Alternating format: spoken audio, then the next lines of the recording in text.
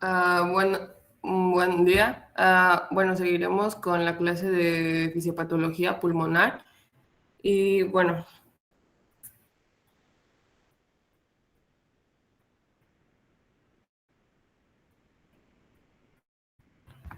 recordando la clase pasada, abordamos en cuanto a la insuficiencia respiratoria y en esta seguiremos con los síndromes pleuropulmonares y los subsecuentes temas.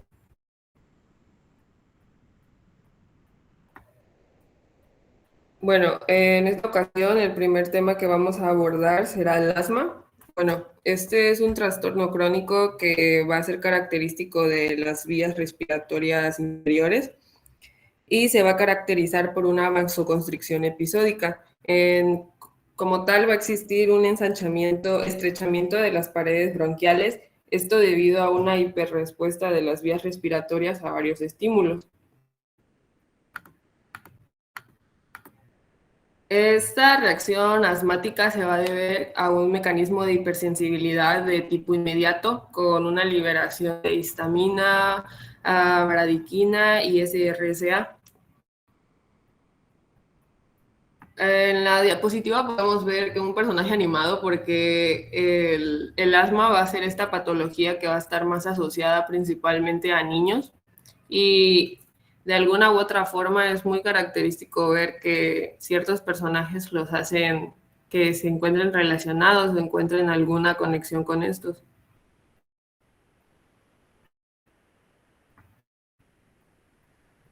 En cuanto a los factores, en cuanto a la etiología, perdón, vamos a encontrar tanto factores predisponentes como desencadenantes. En este caso, los factores genéticos, vamos a encontrar al DPP10, que este se va a asociar al asma grave, al ADAM33, que va a modificar la liberación de citocinas, y al GPRA, que se va a asociar con asma y los niveles elevados de inmunoglobulinas E. También vamos a encontrar otros mecanismos epigenéticos y el microbioma, pues lo que va a estar caracterizado que cuando se posee un microbioma que tenga una menor concentración, es predisponente para los niños. En cuanto a los factores desencadenantes, vamos a encontrar inflamatorios, las infecciones, algunos otros irritantes y demás que se mirarán posteriormente.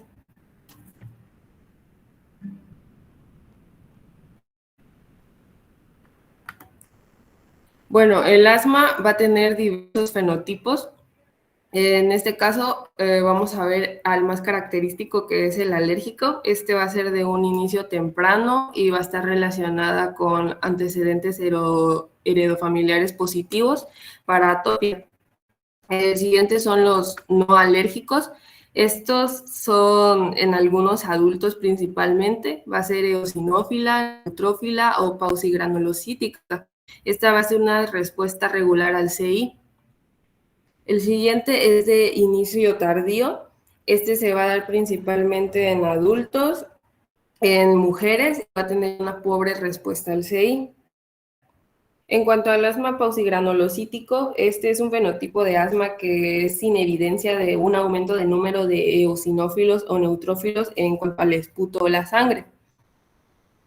Luego podemos encontrar el de limitación fija al flujo aéreo, el asma en relación con la obesidad, que aquí son síntomas muy aparentes pero no eosinófilos. Los siguientes ya sería el grave o persistente en adultos mayores y en niños.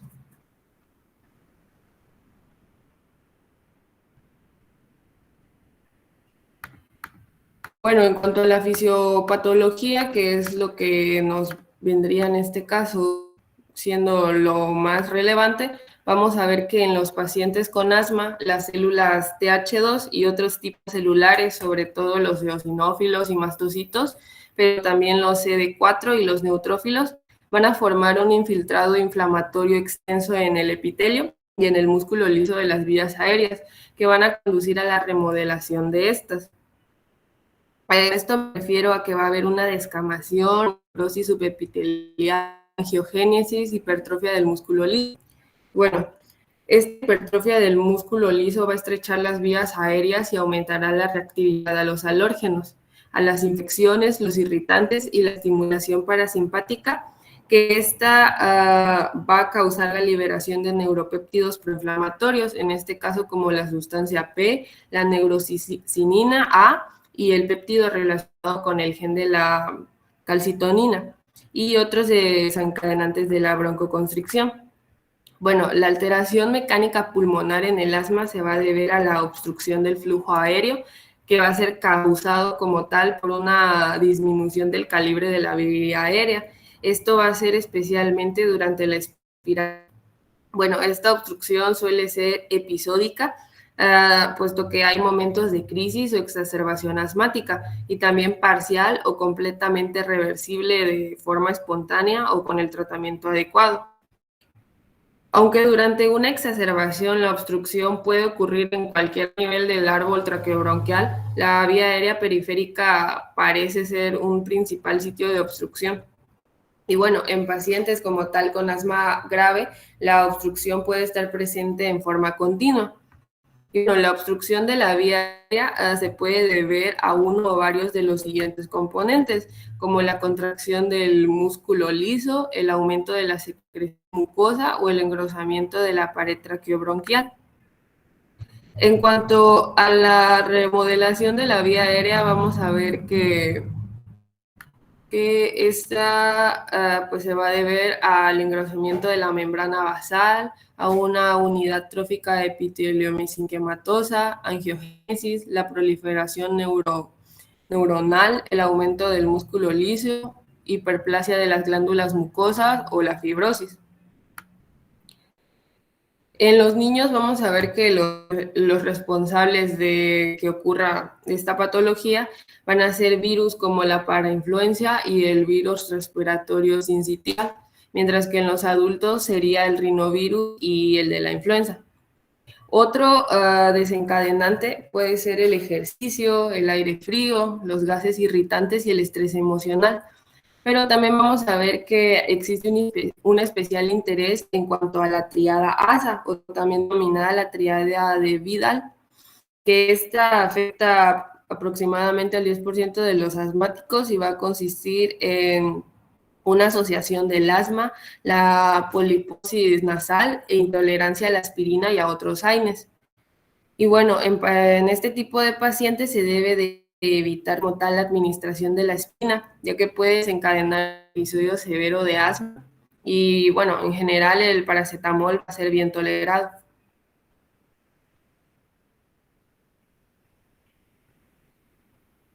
En cuanto a las manifestaciones clínicas, el asma se va a caracterizar por una tos, por secreciones, por silbidos en el pecho o también llamadas las sibilancias, la disnea o fatiga y esta presión torácica.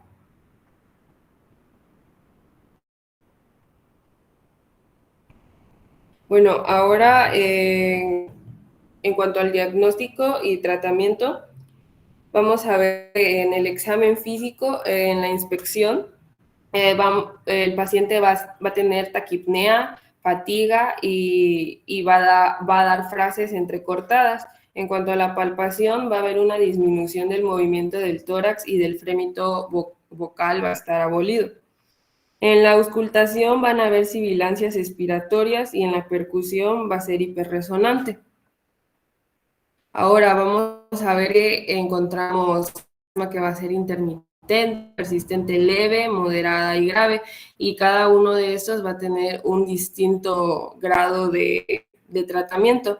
En cuanto a estas, vamos a ver medidas de prevención, que estas van a estar más asociadas a, en este caso, a los alérgenos o en algunas otras relaciones como el estrés y algunas otras que ya les mencioné. En cuanto al tratamiento farmacológico, vamos a ver a los broncoconstrictores, los no farmacológicos, que estos son en relación a situaciones del ambiente que el paciente debe de estar, debe de estar alejado de ciertas características o debe dejar de consumir algunos alimentos, en este caso como podrían ser las fresas, ya que son un desencadenante. Y aparte encontramos los programas de sensibilización, en los que como tal llevan algunas terapias para aminorar estos síntomas.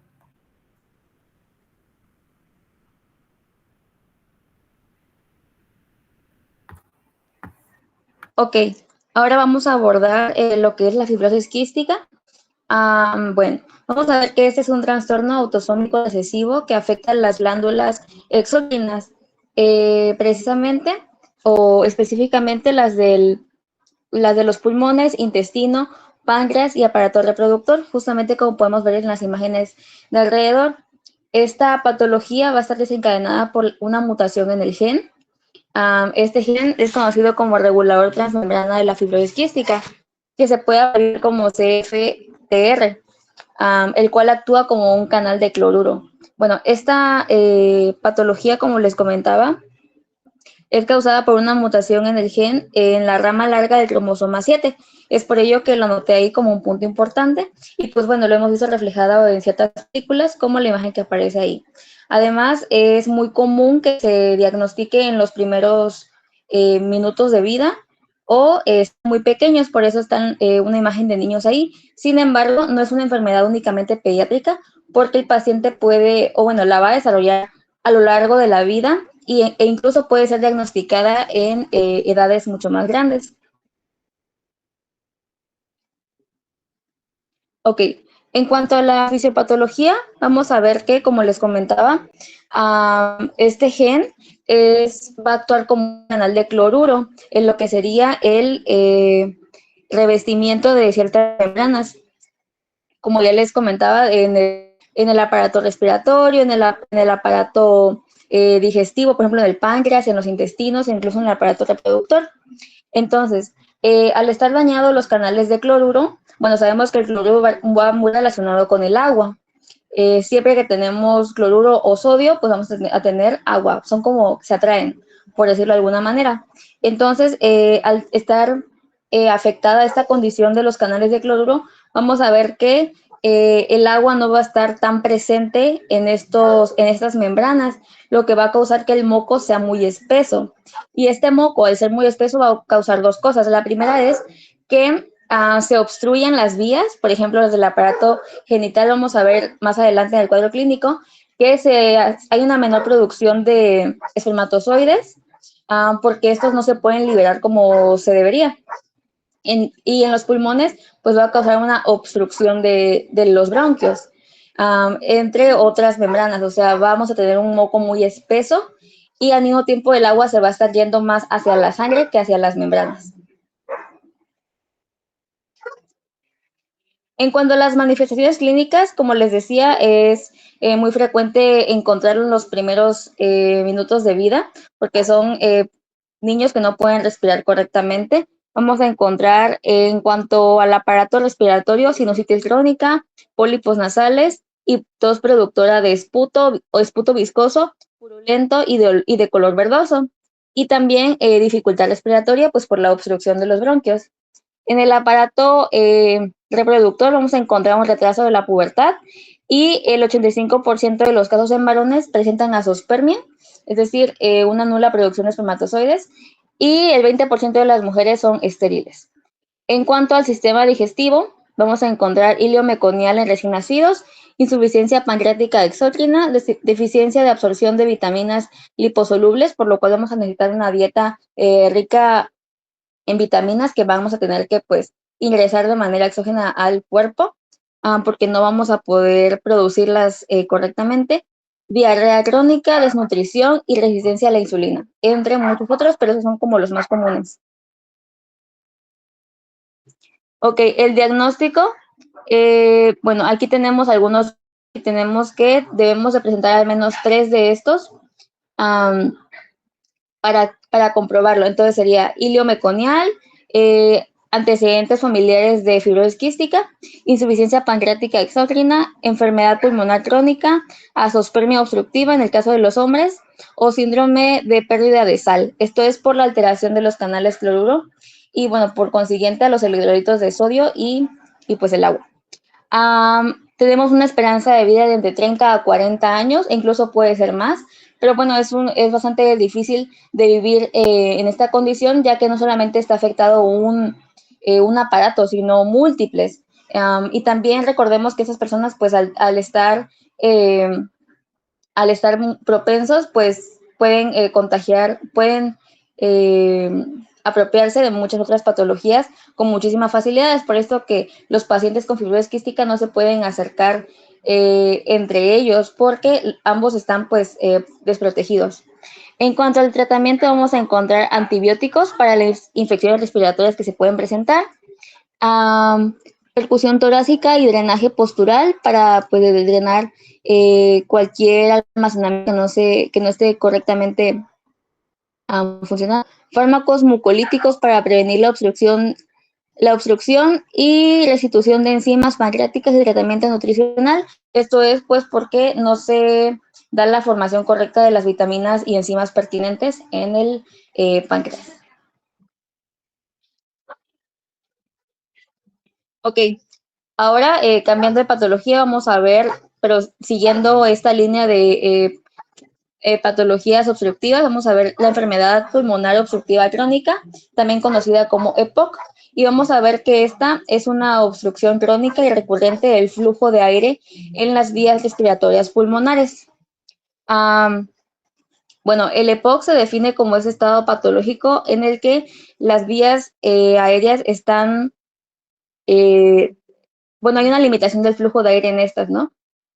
Bueno, el EPOC incluye como tal dos subpatologías que serían el enfisema y la bronquitis crónica. Ambas son diferentes, presentan diferentes cuadros clínicos. Sin embargo, la mayoría de los pacientes tienen ambas combinadas y es muy difícil como establecer los límites entre una y otra o ver con más claridad una, ya que, bueno, están combinadas. En el enfisema tenemos que es una sobreproducción de mucosidad y la bronquitis crónica, por otro lado, nos va a dar como la mayoría de los síntomas o signos, que serían incremento de mucosidad, obstrucción de vías aéreas y tos crónica productiva. En cuanto a los factores de riesgo y por consecuencia la etiología, vamos a encontrar que aunque la mayor causa es el tabaquismo, esta no es la única. Existen otras, por ejemplo, tenemos la exposición pasiva o secundaria al tabaco. Pasiva nos referimos a cuando estamos cerca de una persona que está fumando recurrentemente. Sabemos que esto es muchísimo más nosotros por nuestra cuenta, y también puede ser exposición secundaria al tabaco, que sería cuando una madre pues fuma durante el embarazo, entonces este producto pues va a tener una exposición pasiva al tabaco. Por otro lado tendríamos la contaminación atmosférica.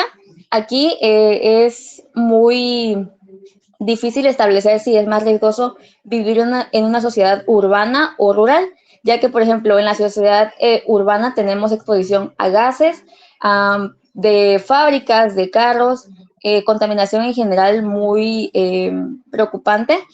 Y en las comunidades rurales, pues muchas personas cocinan con leña o están expuestos a la quema de basura, lo cual igualmente es dañino. En cuanto a los factores genéticos, tenemos la deficiencia de antitripsina alfa 1, que bueno, esta es una causa que muchas veces no se habla de ella, sin embargo es bastante importante, ya que vamos a ver que muchas de estas personas, de 1 a 2% de las personas con EPOC, heredan esta deficiencia y bueno, es bastante crucial en esta patología. Vamos a ver que la proteína alfa antitripsina 1 es el inhibidor de las proteasas, es decir, va a impedir que éstas ataquen. Y justamente, es muy afín a eliminar la elastasa leucocitaria, que va a estar liberada por los neutrófilos ante una reacción inmunitaria. Esta elastasa, su tarea principal, se encuentra principalmente en lo que sería los alvéolos. Entonces, la elastasa va a estar consumiendo lo malo y al mismo tiempo va a estar consumiendo a nuestro propio cuerpo si es que la antitripsina alfa 1 no la detiene. Entonces, la elastasa va a estar presente en los alvéolos y va a ir consumiendo las paredes alveolares y lo que se supone que nuestro cuerpo haría es que esta proteína inhiba a la elastasa, pero cuando se tienen niveles bajos pues no se puede eliminar correctamente y esta elastasa va a estar comiéndose, por así decirlo, la pared alveolar. Y bueno, esto va a causar, pues obviamente, problemas en el intercambio gaseoso en las personas. Y bueno, también obviamente pues va a degradar todo este material que tenemos pues en los pulmones. Y finalmente tendríamos al sexo, que es más predisponente, el sexo masculino. El cuadro clínico, bueno, vemos que muchas personas en las etapas iniciales no presentan síntomas o signos, o sea, se presentan completamente normales. Pero ya los fumadores persistentes pueden mostrar signos de tabaquismo activo como olor a nicotina o manchas de nicotina en las uñas de los dedos de la mano. Y en las personas ya con enfermedad más grave, en la exploración física destaca una prolongación de la fase expiratoria y sibilancias en dicha fase. Además, entre los signos de hiperinsuflación están el tórax en tonel, con mayores volúmenes pulmonares y disminución de la excursión del diafragma. Además, tenemos entre pues, síntomas y signos comunes la fatiga, la intolerancia al ejercicio, la tos, la producción de esputo y la disnea. Bueno, ahí tenemos el cuadro clínico. Aquí se pueden diferenciar, aunque como les comentaba, es muy difícil diferenciarlos en una persona que padece POC, ya que se fusionan, por así decirlo. En el enfisema tenemos una pérdida de elasticidad pulmonar, agrandamiento anómalo de los espacios aéreos distales a los bronquios terminales, una destrucción de las paredes alveolares y de los lechos capilares y el tórax en tonel. Además, estos pacientes también se les denomina como sopladores rosados debido a que usan los músculos de alrededor de la boca para respirar mejor, porque generan una presión y así pueden respirar mejor. En cambio, la bronquitis crónica vamos a tener que nos va a dar una obstrucción de las vías respiratorias, tos productiva, cianosis y retención hídrica. Esto de la cianosis es por ello que a estos pacientes se les llama congestivos azulados. Y bueno, finalmente en el tratamiento tenemos que la medida o la única medida más efectiva que tenemos es la de eliminar el consumo de tabaco por completo. Además, se deben de evitar el humo del cigarrillo y otros irritantes ambientales de las vías respiratorias. Se le debe recomendar al paciente utilizar mascarilla para protegerse del clima frío y del polvo, especialmente por las mañanas. Evitar exponerse a enfermedades del tracto respiratorio, ya que son más susceptibles y programar rehabilitación pulmonar a largo plazo para corregir pues, defectos que se hayan ocasionado en el tórax y pues esta insuficiencia respiratoria que no les permite llevar su vida normalmente. Y bueno, en cuanto al tratamiento farmacológico, vamos a tener el empleo de broncodilatadores, ya que pues, la principal característica es que los bronquios están obstruidos. Entonces, bueno, vamos a necesitar fármacos adrenérgicos y anticolinérgicos inhalados.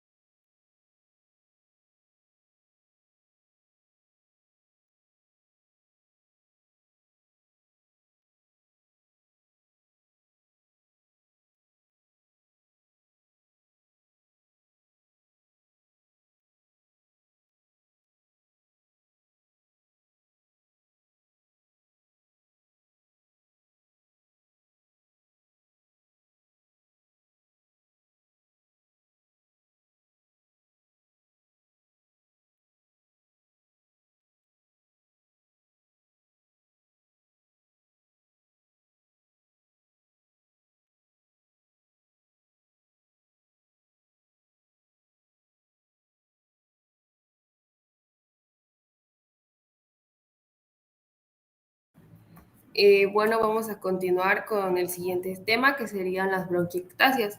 Bueno, estas van a ser dilataciones anormales e irreversibles en cuanto a los bronquios grandes, que van a ser aproximadamente mayores a los 2 milímetros y se van a deber a una destrucción del tejido elástico, pulmonar y cartilaginoso de la pared bronquial.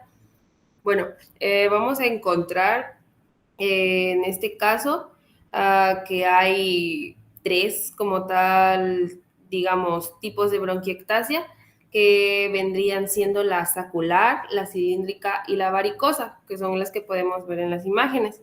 La sacular, esta va a ser una afección en cuanto a la tercera y a la cuarta generación proximal de los bronquios. Y estos van a estar dilatados y van a terminar en sacos distendidos, va a existir un colapso y va a haber fibrosis de más tejido pulmonar distal. En cuanto a la bronquiectasia cilíndrica, esta va a ser una dilatación uniforme y moderada. Se va a dar en la generación sexta a octava y va a ser la forma más leve de bronquiectasia sacular. Esta va a presentar menos síntomas. En cuanto a la bronquiectasia varicosa, esta se va a dar en la generación de segunda a octava de bronquios y bueno, estos bronquios se van a asemejar a venas varicosas. Va a existir una obliteración bronquial que no va a ser grande, pero sí se van a presentar varios síntomas. Y bueno,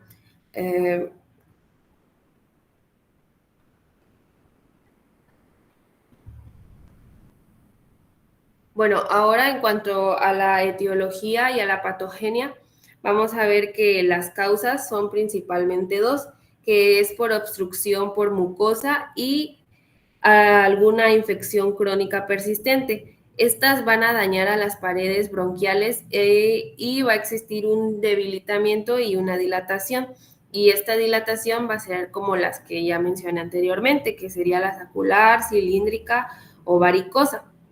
Bueno, vamos a encontrar que, se puede dar vamos a encontrar dos procesos, en este caso el obstructivo local o focal y también el proceso difuso o generalizado.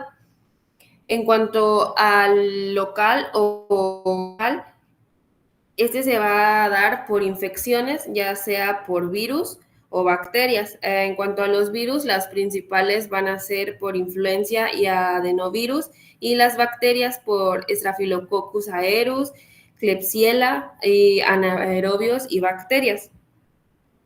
Pero también vamos a ver que van a haber alteraciones en los mecanismos de defensa del hospedador que van a predisponer como tal a infecciones recurrentes y por lo tanto a la aparición de bronquiectasias difusas. Esto también se va a dar en el caso de algunas enfermedades como son la fibrosis quística, también puede ser una discinesia ciliar primaria, que este va a ser el grupo más importante en cuanto al síndrome de Cartagener, que va a estar asociado como tal a las bronquiectasias, a la esterilidad, a la sinusitis y a algunos otros virus.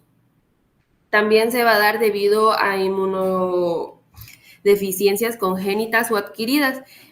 Este va a ser debido a un déficit selectivo de la inmunoglobulina G, o la panhipogamaglobulinemia o la agamaglobulinemia de Bruton. En cuanto a las causas no infecciosas, aquí vamos a encontrar que se va a dar por algunas ciertas características en específico, por ejemplo, el déficit de la alfa-1 antitripsina, por el síndrome de Williams-Campbell, que este va a ser una deficiencia bronquial, también por el síndrome de Young, que este reúne como tal bronquiectasias con azoospermia obstructiva y sinusitis, también por el síndrome de uñas amarillas, que este cursa con bronquiectasias, la sinusitis crónicas, neumonías recurrentes, linfedema y un derrame pleural y puesto que las uñas amarillas. Además de otro síndrome que no es tan conocido como el Munier-Kuhn, que junto con bronquiectasias va a producir traqueobronquiomegalias. En cuanto al proceso difuso o local o generalizado, Aquí vamos a encontrar que se da este se va a dar principalmente por una causa infecciosa, en este caso de un adenovirus o el virus de la gripe. Y también se va a dar por bacterias necrotizantes, que en este caso son el Staphylococcus aureus, la Klebsiella, aneovirus y la tuberculosis. Además de que puede ser también por una obstrucción endobronquial y también puede ser por otras causas.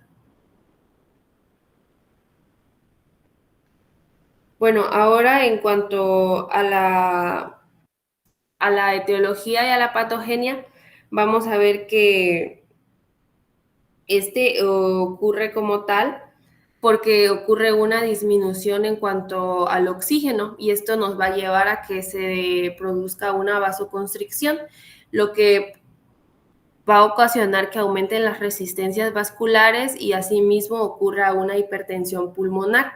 Y debido a la hipertensión pulmonar va a ocurrir una hipertrofia de ventricular derecha, lo cual nos va a ocasionar una insuficiencia cardíaca.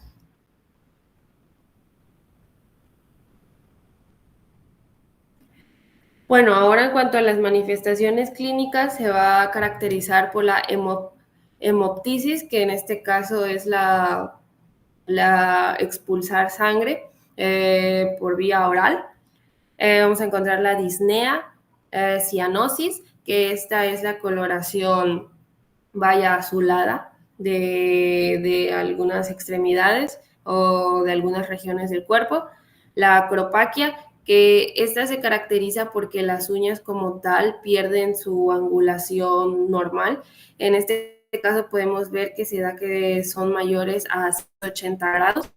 También encontramos la tos, la producción de esputo o flema y se da por otras infecciones, broncopulmonares recurrentes.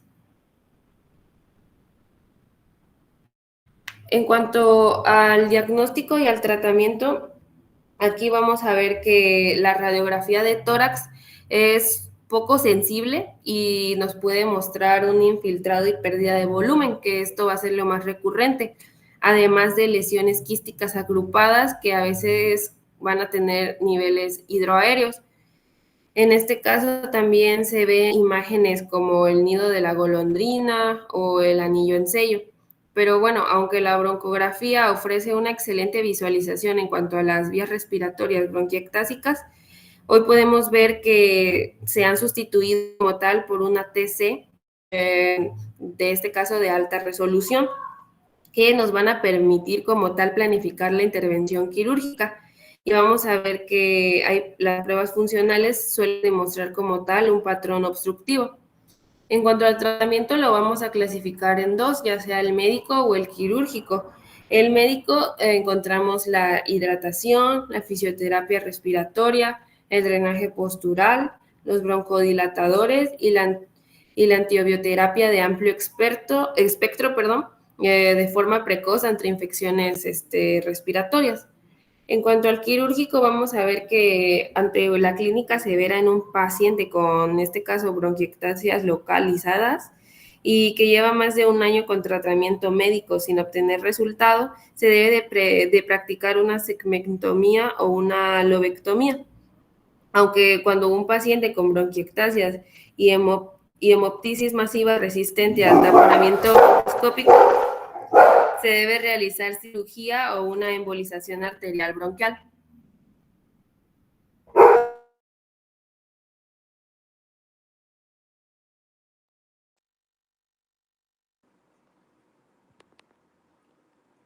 Bien, con relación a lo que son las enfermedades pulmonares intersticiales, también denominadas EPI, estas vamos a ver que tienen una evolución rápida, lenta o estática. Principalmente van a ejercer lo que son sus efectos en el colágeno y el tejido conjuntivo elástico que se encuentra en el intersticio de las paredes alveolares. También tenemos que considerar que si las EPI afectan las partes distal de los alvéolos, va a presentar lo que son restricciones fisiológicas y volúmenes pulmonares reducidos. En el caso de que las EPIs pues afecten el intersticio proximal del acino, cerca de los bronquiolos, va a ocasionar lo que es obstrucción fisiológica, pero no va a afectar a los volúmenes pulmonares como tal. Esto va a provocar lo que son afección en la vía respiratoria, en las venas y en las arterias. Dentro de las enfermedades pulmonares intersticiales vamos a encontrar lo que son las enfermedades pulmonares ocupacionales, como la neumoconiosis, que pues va a ser causada por la inhalación de polvos, gases, humos o asbesto, la neumonitis por hipersensibilidad, enfermedades pulmonares secundarias a exposición a fármacos tóxicos, metotrexato, la bleomicina, fenitoína y amiodarona y sarcoidosis, que ahorita hablaremos específicamente de ellas. Dentro de su etiología, pues vamos a ver que es principalmente a la exposición como tal de polvo y partículas inhaladas o también pueden llegar a ser de causa desconocida. Estas principalmente se deben a que vamos a ver una lesión en el epitelio pulmonar y esta lesión en el epitelio pulmonar pues va a ocasionar lo que es una inflamación de los alvéolos y el intersticio pulmonar. Esto pues va a ocasionar lo que es la acumulación de células inflamatorias e inmunitarias que como tal van a producir daño continuo del tejido pulmonar y su reemplazo por tejido fibroso cicatricial. Bien, dentro de las manifestaciones clínicas, vamos a ver que algunas personas van a presentar signos como que si fuera una enfermedad obstructiva y restrictiva. En el caso, pues va a presentar disnea de inicio gradual. También puede presentar un patrón de taquipnea con volumen corriente reducido. Cianosis, no presenta sibilancias como tal. Puede presentar tos, acropaquia en manos y pies principalmente. En casos más severos puede presentar lo que es hipoxemia en reposo en personas de edad avanzada principalmente. Vamos a ver que la presión parcial de oxígeno va a disminuir durante el ejercicio y en etapas tardías va a presentar lo que es hipercapnia y acidosis respiratoria. Con relación a su diagnóstico, estas pues va a presentar lo que son antecedentes familiares y personales. Este va a ser enfoque principalmente en lo que es la ocupación de la persona. Puede ser con ayuda de una radiografía torácica. En casos ya extremos sería una biopsia pulmonar y un cultivo. Y con relación a su tratamiento, pues principalmente el objetivo de este es buscar eliminar lo que es el agente dañino y detener la respuesta inflamatoria. Por lo tanto, se usa inmunosupresores y corticosteroides por la actividad inflamatoria. Podemos ocupar lo que es oxigenoterapia y ya en casos muy extremos sería el trasplante de pulmón como tal. Bueno, vamos a ver que las enfermedades pulmonares intersticiales, ocupacionales y ambientales, pues se incluyen principalmente lo que es la neumoconiosis, que esta pues es una enfermedad que se da a causa por exposición y concentración de polvos inorgánicos y aquí importa mucho lo que es el tamaño de las partículas y la naturaleza química de estas. Por ejemplo, vamos a ver que las partículas especialmente se depositan debajo de la laringe y esas llegan a medir entre menos de 10 micrómetros y tienes lo que son 3 categorías. Encontramos las categorías de partículas gruesas que llegan a medir de 2.5 a 10 micrómetros y son elementos como hierro, sílice y aluminio. También encontramos fracciones pequeñas como tal, que estas son menor a 2.5 y pueden ser gases, humos y vapores, y encontramos los que son las ultrafinas o nanopartículas. Estas pues son menor a 0.1 micrómetros y son las más abundantes principalmente. También tenemos que considerar en esta patología la importancia de los macrófagos, ya que estos pues son principalmente los encargados de eliminar todas las partículas de los alvéolos y se piensa que los macrófagos pues transportan desde los bronquiolos pequeños y los alvéolos que no tienen cilios ni células secretoras de moco hasta el transporte ascendente mucociliar o los conductos linfáticos para eliminar como tal estas partículas del pulmón. El macrófago va a presentar afecciones a la función principalmente debido al humo del tabaco, al consumo del alcohol, a lo que son reacciones de hipersensibilidad y la exposición al sílice. Bien, encontramos lo que es la neumoconiosis por hipersensibilidad o también denominada lo que es alveolitis alérgica extrínseca. Esta, pues principalmente es debido a la asociación con polvos inorgánicos con polvos orgánicos y antígenos ocupacionales asociados principalmente pues a dañar a los alvéolos.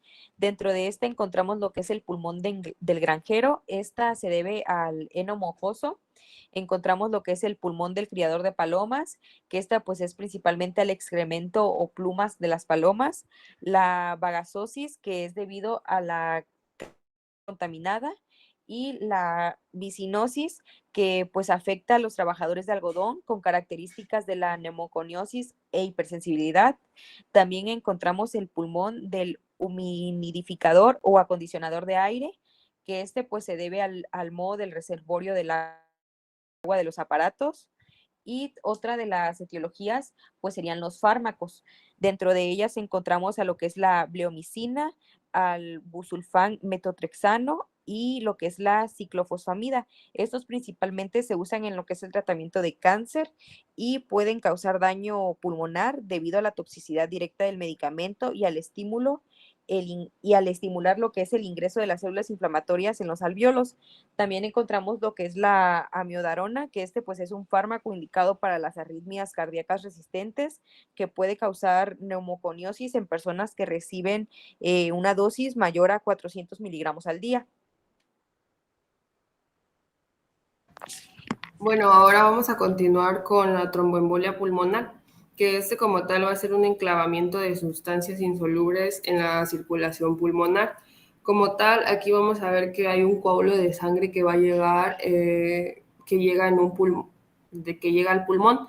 En este caso provienen principalmente de los miembros inferiores, puesto que aquí las arterias son de mayor calibre y suben hasta llegar, hasta la circulación pulmonar.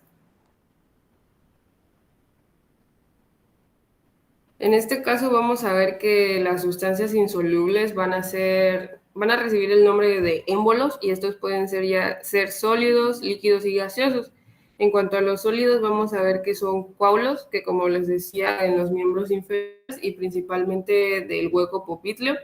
Los líquidos, que son embolismos de líquido amniótico, y aparte encontramos puesto que gaseosos.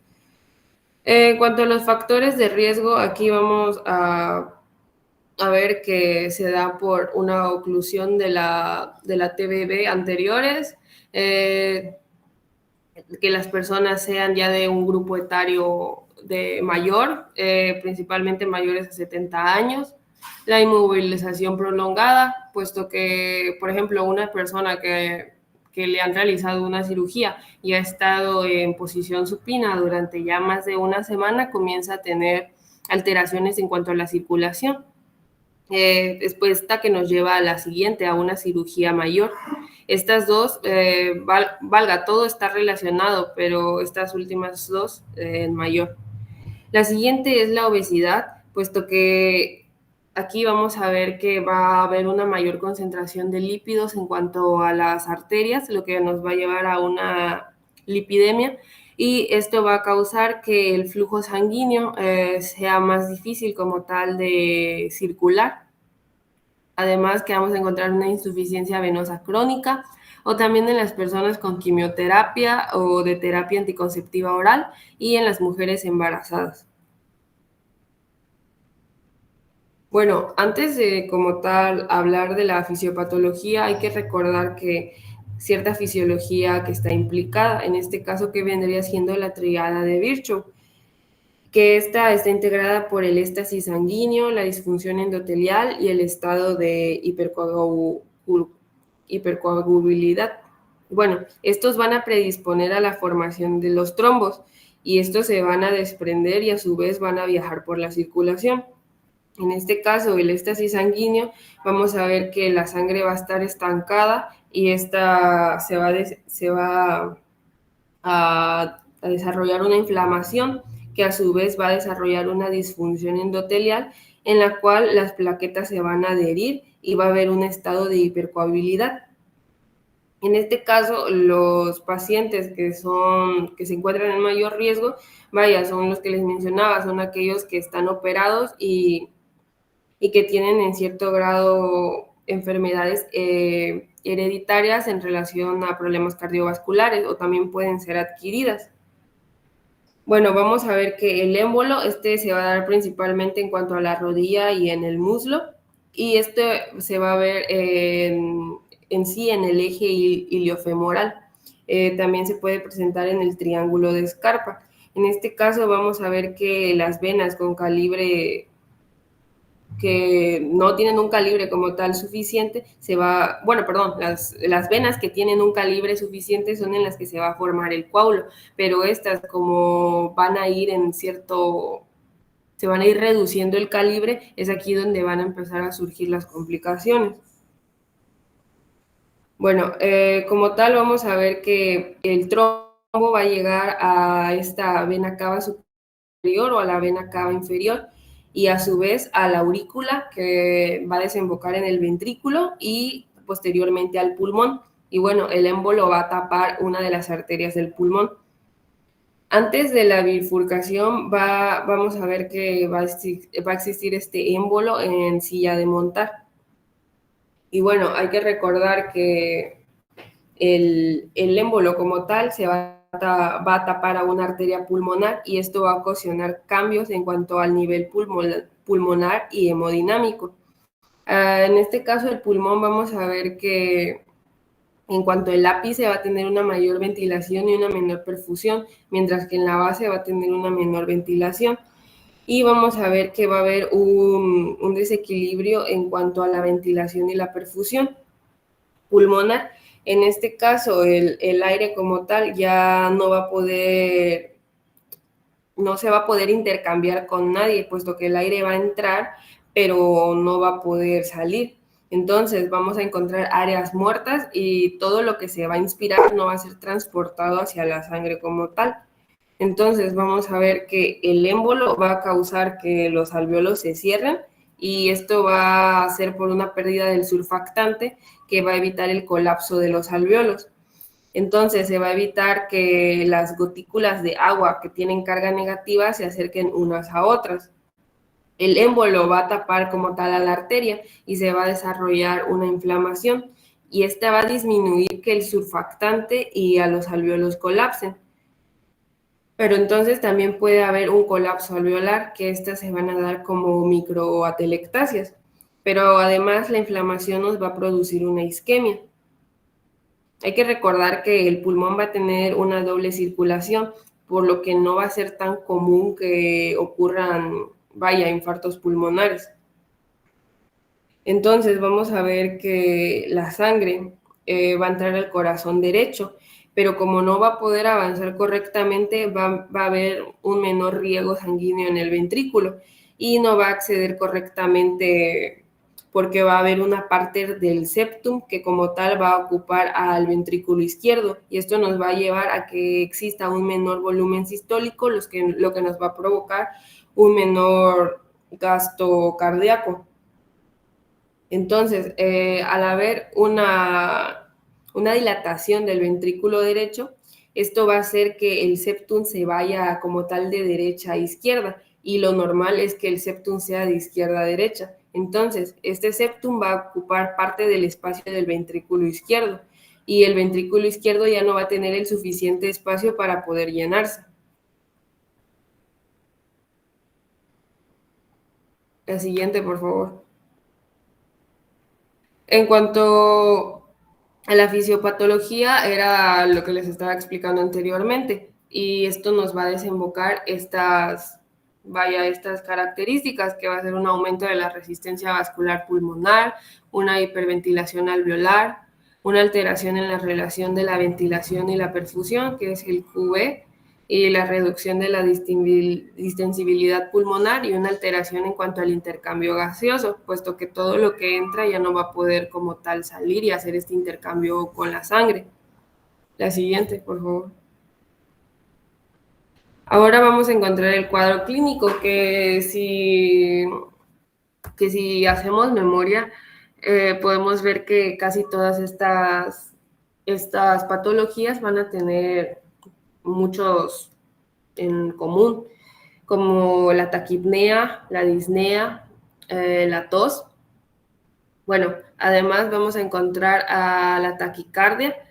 también la cianosis, la síncope, que era lo que se mencionó anteriormente, del ángulo de la uña, que es mayor a los 180 grados, pero también se va a encontrar un dolor retroesternal y un reflujo hepatoyugular, además de una ingurgitación yugular.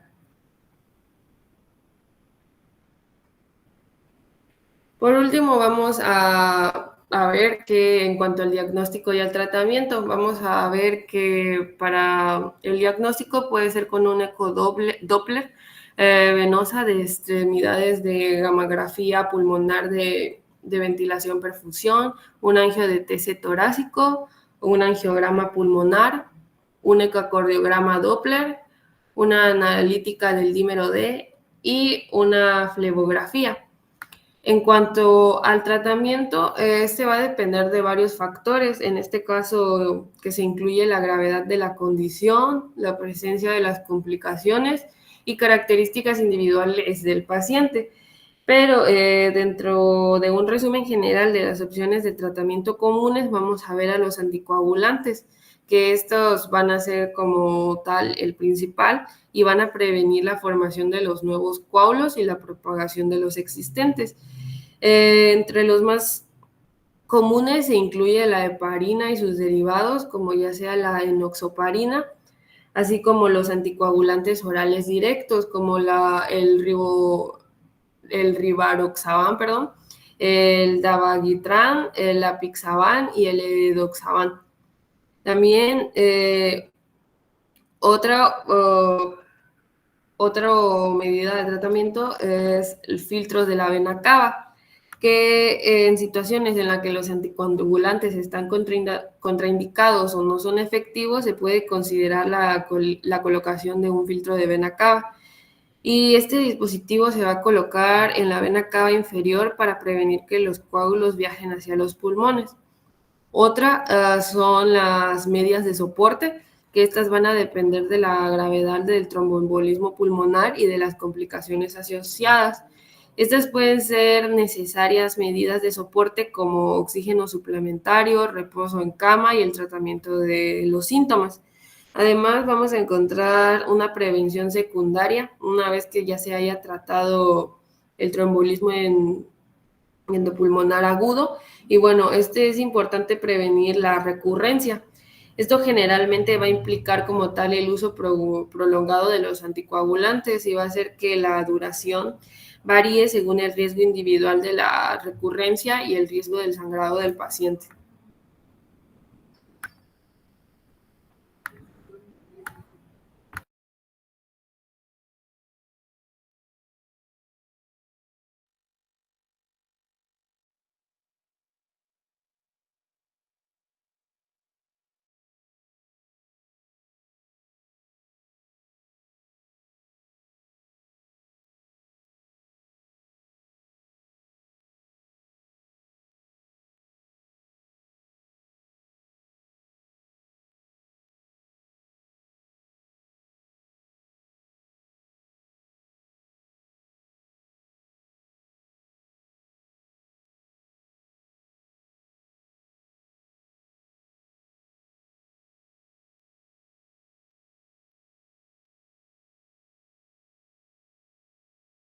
Ok, bueno, ahora vamos a continuar con lo que es la patología sarcoidosis. Y bueno, la sarcoidosis como tal va a ser un trastorno sistémico en el cual se encuentran lo que son granulomas en los tejidos y en sistemas orgánicos afectados.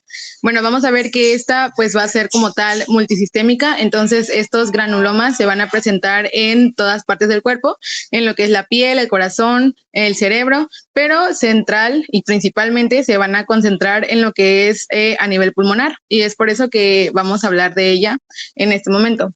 Y bueno, primero vamos a describir qué es un granuloma. Etimológicamente, pues esta proviene del latín, que significa granum, que significa grano, del sufijo ul, que significa pequeño, y el sufijo oma, que significa tumor. Como tal, este va a ser un pequeño tumor benigno, y pues bueno, este se va a presentar, como les mencionaba, en muchas partes, en cualquier tipo de tejido, pero vamos a centrarnos en los que surgen a nivel pulmonar. Bueno, esta patología se va a caracterizar porque pues estos granulomas como tal no van a tener una etiología específica, sino que hay dos tipos de teorías. En la primera, que se le adjudica a un nivel genético, y otra que es por factores ambientales. Esto ya que decimos que el principal es a nivel pulmonar, entonces pues por eso se llega a querer entender que puede ser por algún antígeno que sea inhalado o pues que se transmita por vía aérea.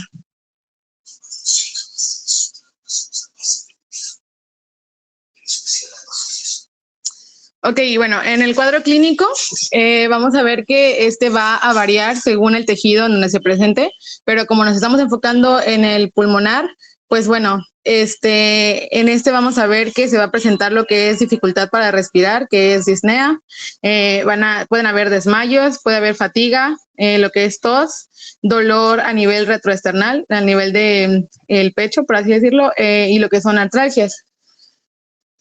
Siguiente, por favor. Ok, en la fisiopatología, como les mencionaba, pues no es una etiología específica, pero bueno, vamos a encontrar lo que son estas dos causas. Y bueno, recordemos nosotros que cuando un antígeno entra a los pulmones, van a surgir respuestas de nuestro mismo organismo para poder eliminar estos antígenos y también de la misma forma eliminar lo que son los residuos de las células que nuestro cuerpo libera para destruir esos antígenos. Por lo cual se van a activar lo que son las células proinflamatorias, que son las CD4, los macrófagos, los linfocitos, y bueno, en esta patología, ¿qué va a pasar? Va a haber lo que es un cúmulo de macrófagos, y este cúmulo de macrófagos va a formar lo que es una célula multinucleada. Y bueno, aquí podemos ver cómo se encuentra entrando lo que es un antígeno. Pues va a surgir la que es la respuesta de los linfocitos T, y en el lado izquierdo podemos ver cómo estos pues van a eliminar estos antígenos y pues y ya van a seguir lo que es su proceso. Y en el lado contrario, en el lado derecho, vamos a ver que estas no van a poder eliminar el antígeno y no van a poder desactivar, como quien dice, su función. Y entonces estas células TCD4 pues van a formar lo que son granulomas. Todos los macrófagos se van a fusionar, sus membranas se van a fusionar y van a formar lo que son esas tumoraciones o estos adenomas benignos.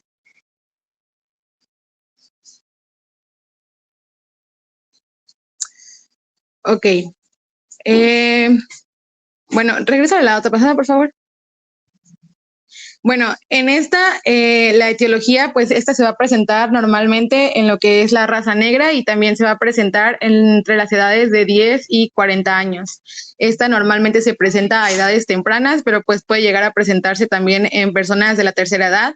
Normalmente pues muchas veces no tiene alguna sintomatología, sobre todo si hablamos a nivel pulmonar, y muchas de las veces los pacientes se dan cuenta de que tenían esta patología después de haber realizado algún tipo de examen, como por ejemplo rayos X o ultrasonidos, en donde pues se puede ver lo que son las marcas o la fibrosis de residuos de esta patología.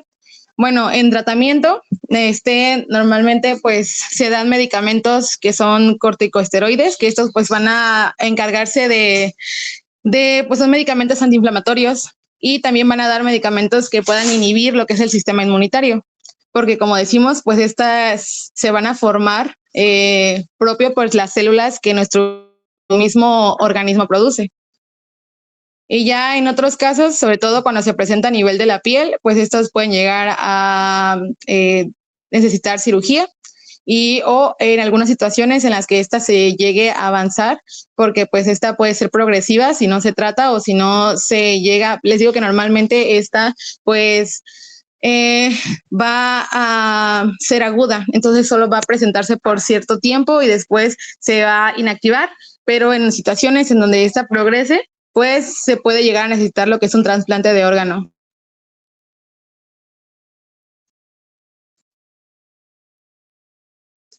Bueno, y ahora pasamos a lo que es el síndrome de condensación, que se define como todo proceso patológico que aumenta la densidad del parénquima pulmonar. Bueno, el parénquima pulmonar se hace compacto, se hace sólido, y esto no va a permitir que se realice lo que es la hematosis, o sea, no va a permitir que el aire que está dentro sea reemplazado, sino que va a ser cambiado por lo que es un material denso.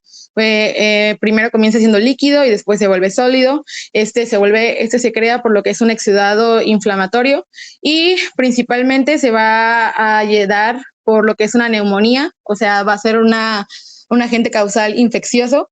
Y pues de hecho en esta patología normalmente la agarran como sinónimo de neumonía o de pulmonía.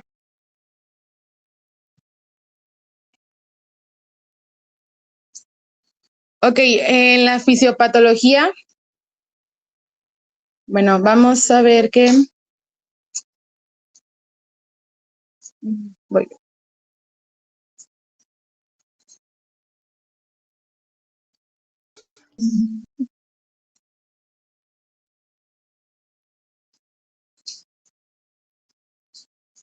Bueno, recordemos nosotros que el pulmón va a estar formado principalmente por lo que son 3 compartimientos. Un compartimiento vascular, que pues son los capilares, un compartimento intersticial, en donde vamos a encontrar diferentes tipos de células y vamos a encontrar lo que son fibras colágenas y otras, y un espacio o una cavidad aérea, que pues normalmente, bueno, son los alvéolos.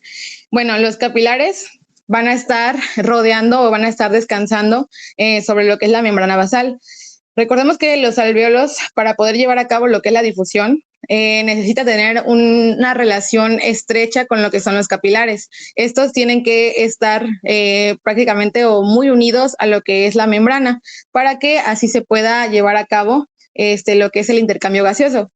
Pero bueno, en esta patología, pues vamos a encontrar que aquí van a fallar lo que son las presiones que mi compañero nos explicó hace ratos, que son la oncótica y la hidrostática, en donde pues van a pasar dentro de los alvéolos algunas células que no deberían pasar o que no pasan normalmente gracias a su tamaño, que sí van a poder pasar esta vez, y pues esto solo se presenta en las patologías.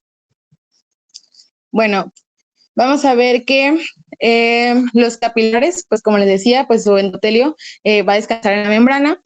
Y bueno, estas células endoteliales van a estar unidas entre sí por unas conexiones estrechas con las células epiteliales. Bueno, en estas se va a dejar pasar lo que es la difusión tanto de agua como electrolitos, así como de moléculas hidrosolubles que son de un tamaño muy pequeño. Pero cuando ocurre esta patología, o sea, va a haber un fallo entre ya sea el endotelio o la membrana basal, pues se van a pasar lo que son macromoléculas. Estas pues no deben pasar dentro de los alvéolos.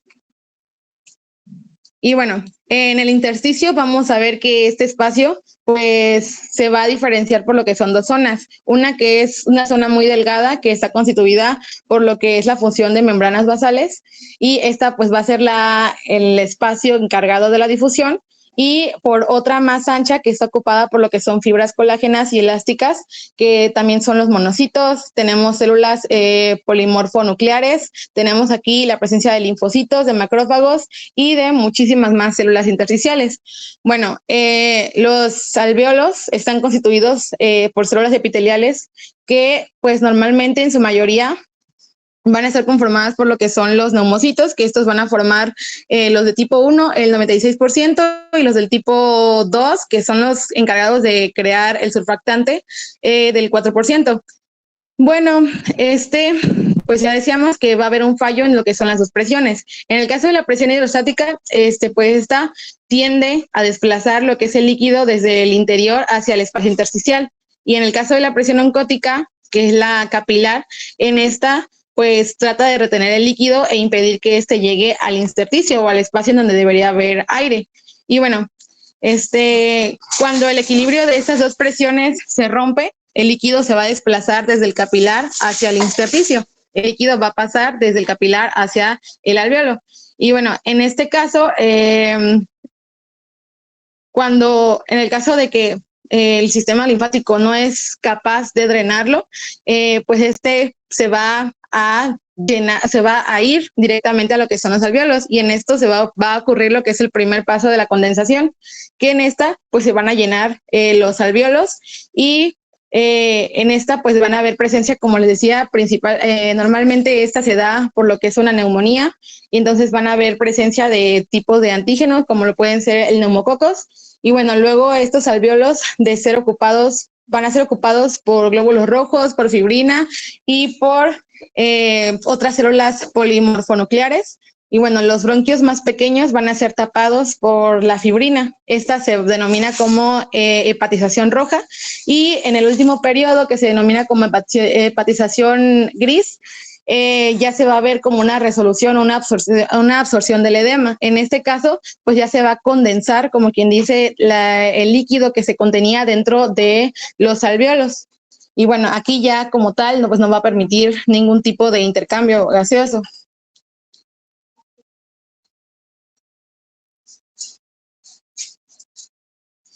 Ok, ahora en la epidemiología, pues bueno, esta va a afectar principalmente a lo que es a los adultos, siendo más común en lo que son personas mayores de 60 años. Hay una ligera predominancia en lo que es el sexo masculino en relación a lo que es pues en las mujeres. Y bueno, como les mencionaba, la principal causa pues va a ser lo que es la neumonía, que va a ser alrededor de 450 millones de casos al año en el mundo. También puede haber otro factor que es la tuberculosis, que pues aproximadamente es de 9 millones de casos. Y también tenemos lo que es el cáncer de pulmón.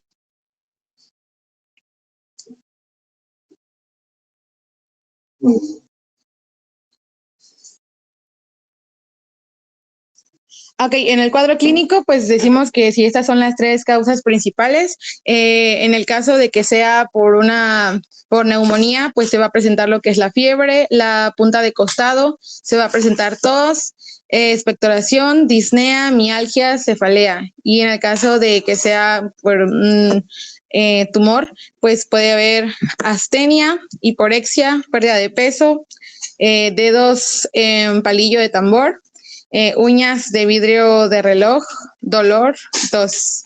Y en el caso de ser por atelectasia, pues normalmente suele ser asintomático.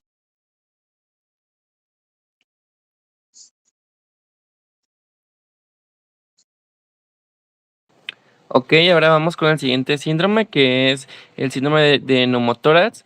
En este caso tenemos que recordar un poco de anatomía. Como recordemos, los pulmones están cubiertos por distintas pleuras, tanto la pleura parietal como la visceral.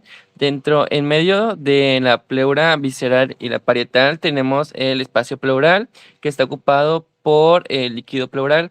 Ok, en el caso del neumotórax, este espacio pleural tenemos por el neumotórax se ocupa por aire, que sería básicamente la fisiopatología. En el caso del neumotórax, en el espacio interpleural, como recordemos, tenemos una presión negativa. Al momento de que en el caso del neumotórax se pueda llegar a dañar la pleura, en la mayoría de los casos parietal, puede que entre aire como tal a ese espacio pleural. En el caso de neumotórax, también tenemos las razones, que es neumotórax traumático, el cual puede ser por agresión o ya sea por iatrogenia. En el caso de agresión, es básicamente un accidente. En mayoría de los ejemplos es, por ejemplo, suena feo, pero una apuñalación al momento de que daña la pleura parietal. No tanto la visceral, sino que se queda en la parietal, y al momento de que se hace un agujero en una de las pleuras, entra el aire. Eso sería progresión. O un ejemplo también muy común es en el caso de los choques. Al momento de que se da un choque automovilístico, puede que se dañe alguna de las costillas. Al momento de que se dañan algunas costillas, se pueden ir hacia los pulmones y eso también puede realizar algún agujero en la pleura, por lo que puede entrar aire en el espacio pleural, causando como tal el neumotórax. En el caso de la iatrogenia, es específicamente por alguna acción médica. Sin querer algún médico al realizar algún procedimiento puede llegar a dañar la pleura parietal, como lo es alguna sonda. Esa es básicamente la fisiopatología del neumotórax.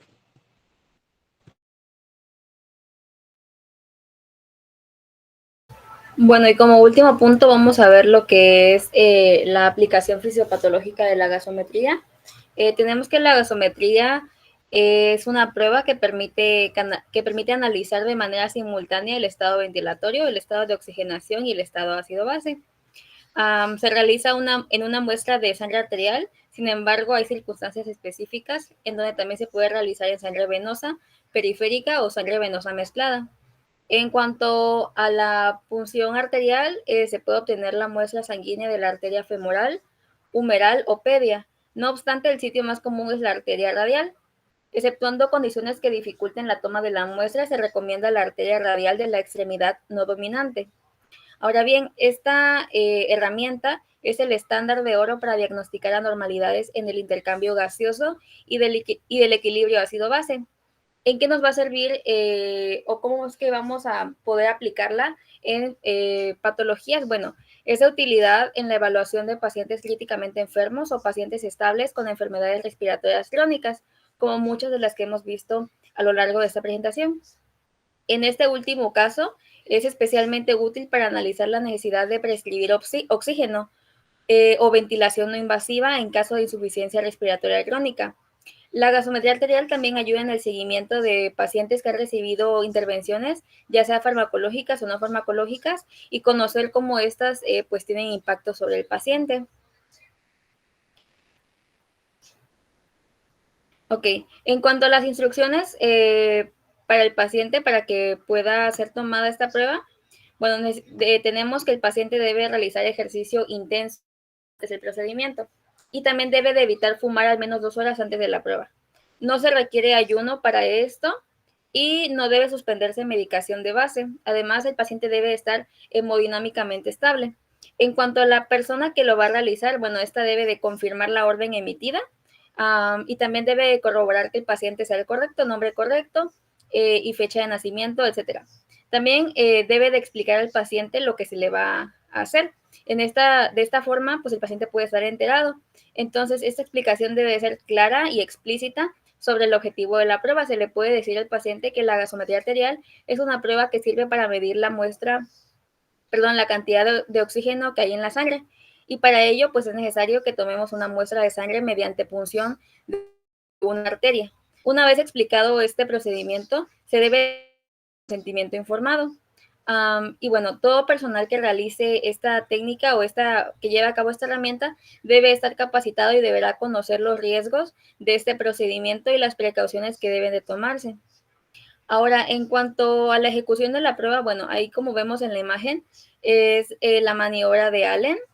Y vemos que debemos de solicitar al paciente que realice varias maniobras de apertura y cierre de la mano que será sometida a la toma de la muestra.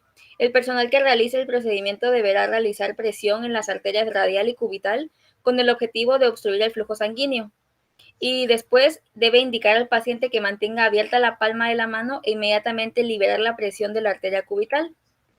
Y así se debe de observar el retorno de la coloración habitual, que no debe exceder a 10 segundos y ser considerada como prueba positiva para la presencia de adecuada circulación colateral. Todo esto es como un pre para saber específicamente en dónde es que debemos llevar a cabo la punción. Y bueno, finalmente con esta herramienta es que hemos llegado al fin de esta presentación sobre síndromes pleuropulmonares.